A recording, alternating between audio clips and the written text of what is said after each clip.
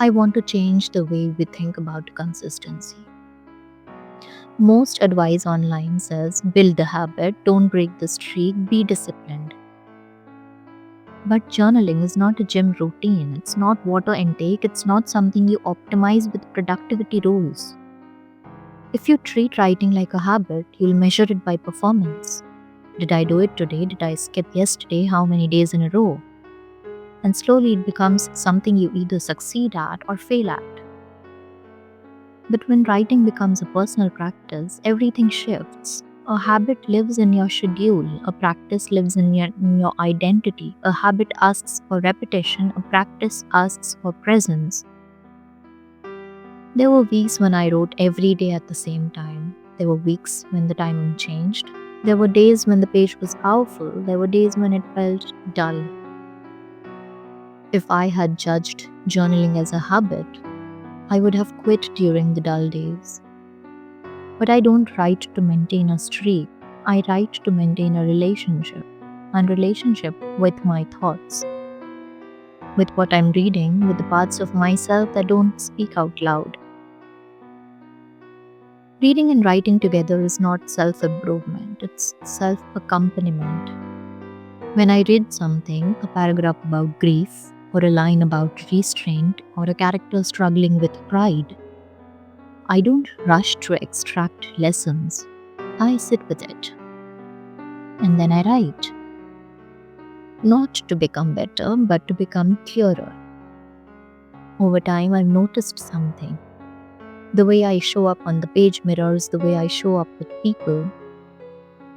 If my journaling is rigid, structured, overly controlled, I'm often carrying that same tightness into conversations.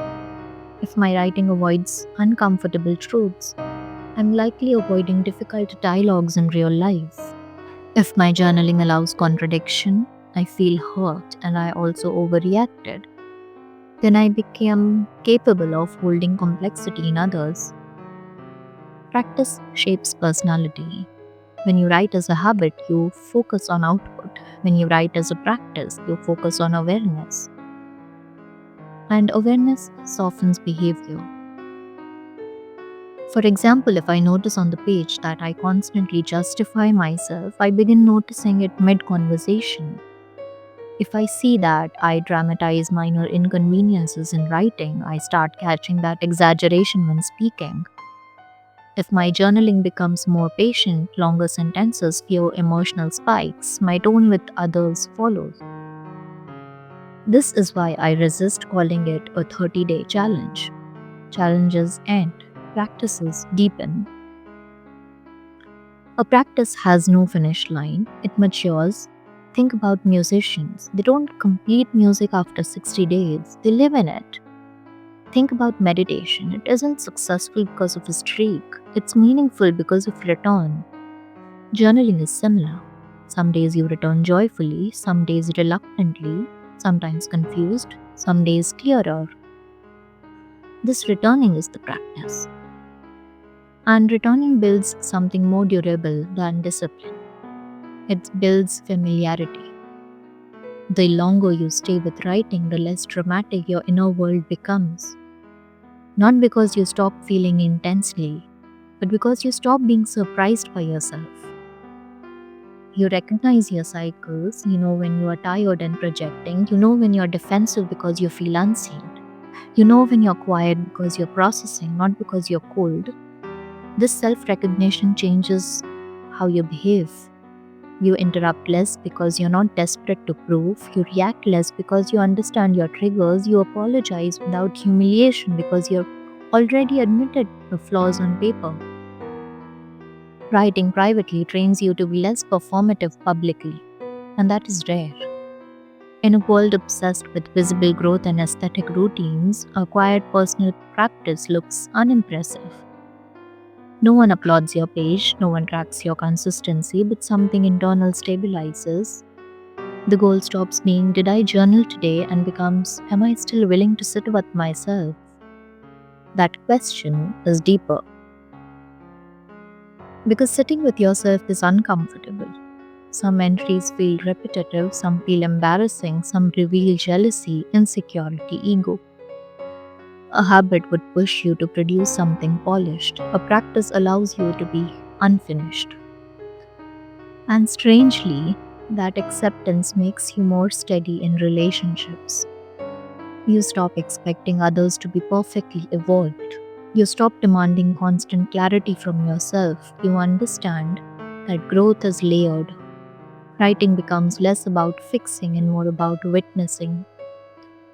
When you witness yourself regularly, you become less reactive because nothing inside you feels foreign anymore. There's something more powerful about knowing I have met this version of myself before, the irritated one, the withdrawn one, the hopeful, ambitious one. They've all appeared on the page. So when they appear in real life, you don't panic. You don't label yourself as regressing, you simply adjust. That is what long term practice does. It reduces shame, and reduced shame improves behavior. You listen without preparing a defense, you admit confusion without feeling inferior. You let silence exist without filling it, all from one page a day. Not as a streak, not as challenge, but as an agreement with yourself. I will return. Maybe the real question isn't how do I stay consistent? Maybe it's do I see writing as a task or as a place? A task demands completion, a place invites presence. And the kind of person you become depends on which one you choose. So tonight, when you open your notebook, don't ask if you feel motivated. Ask if you're willing to show up honestly. One page, unpolished, unoptimized, just present. And maybe notice in what areas of your life are you chasing streaks instead of building relationships with your work, with people, with yourself. Close the notebook. You're not building a habit, you're shaping a way of being, and that takes time.